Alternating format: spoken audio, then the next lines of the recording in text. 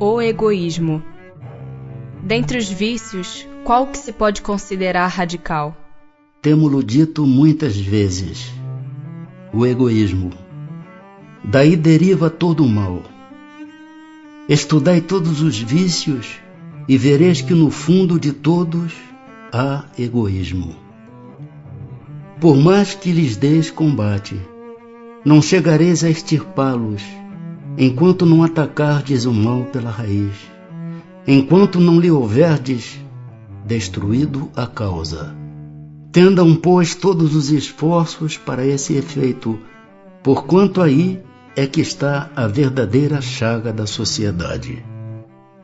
Quem quiser, desde esta vida, ir aproximando-se da perfeição moral, deve expurgar o seu coração de todo sentimento de egoísmo, visto ser o egoísmo incompatível com a justiça, o amor e a caridade. Ele neutraliza todas as outras qualidades. Fundando-se o egoísmo no sentimento do interesse pessoal, bem difícil parece eliminá-lo inteiramente do coração humano. Chegar-se-á a consegui-lo? À medida que os homens se instruem acerca das coisas espirituais, menor valor dão às coisas materiais. Depois, necessário é que se reformem as instituições humanas que o entretêm e excitam. Isso depende da educação. Por ser inerente à espécie humana, o egoísmo não constituirá sempre um obstáculo ao reinado do bem absoluto na Terra? É exato que no egoísmo tendes o vosso maior mal, porém ele se prende à condição inferior dos espíritos encarnados na Terra e não à humanidade mesma. Ora, depurando-se por encarnações sucessivas, os espíritos se despojam do egoísmo como de suas outras impurezas. Não existirá na Terra nenhum homem isento de egoísmo e praticante da caridade? Há muito mais homens assim do que supondes. Apenas não os conheceis, porque a virtude foge à viva claridade do dia. Desde que haja um, por que não haverá 10? Havendo 10, por que não haverá 1000 e assim por diante? Longe de diminuir, o egoísmo cresce com a civilização que até parece, o excita e mantém. Como poderá a causa destruir o efeito? Quanto maior é o mal, mais hediondo se torna. Era preciso que o egoísmo produzisse muito mal, para que compreensível se fizesse a necessidade de extirpá-lo.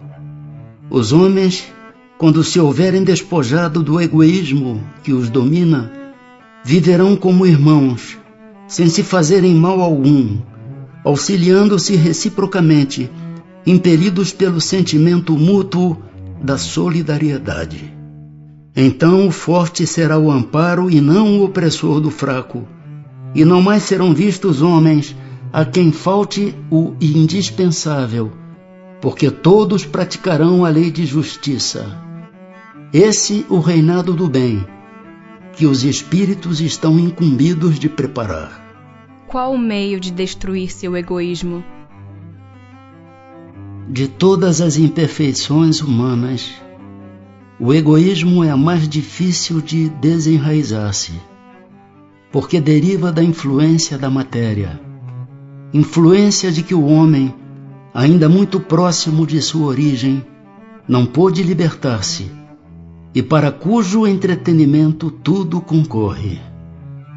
Suas leis, sua organização social, sua educação.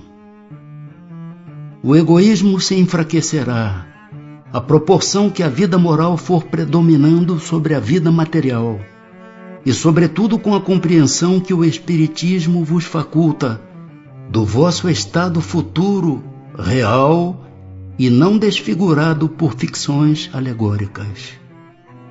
Quando bem compreendido, se houver identificado com os costumes e as crenças, o Espiritismo transformará os hábitos, os usos, as relações sociais. O egoísmo assenta na importância da personalidade. Ora, O Espiritismo bem compreendido, repito, mostra as coisas de tão alto que o sentimento da personalidade desaparece, de certo modo, diante da imensidade.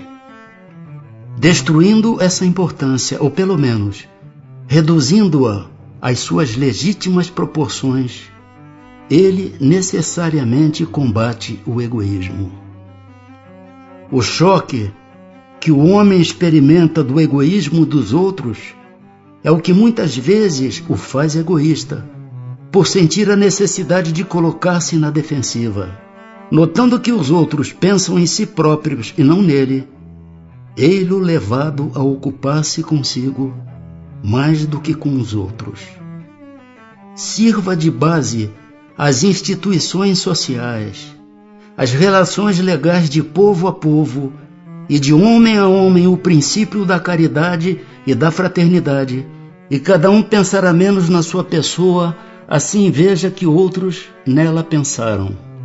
Todos experimentarão a influência moralizadora do exemplo e do contato. Em face do atual extravasamento de egoísmo, grande virtude é verdadeiramente necessária para que alguém renuncie à sua personalidade em proveito dos outros, que de ordinário absolutamente não lhe agradecem. Principalmente para os que possuem essa virtude é que o reino dos céus se acha aberto.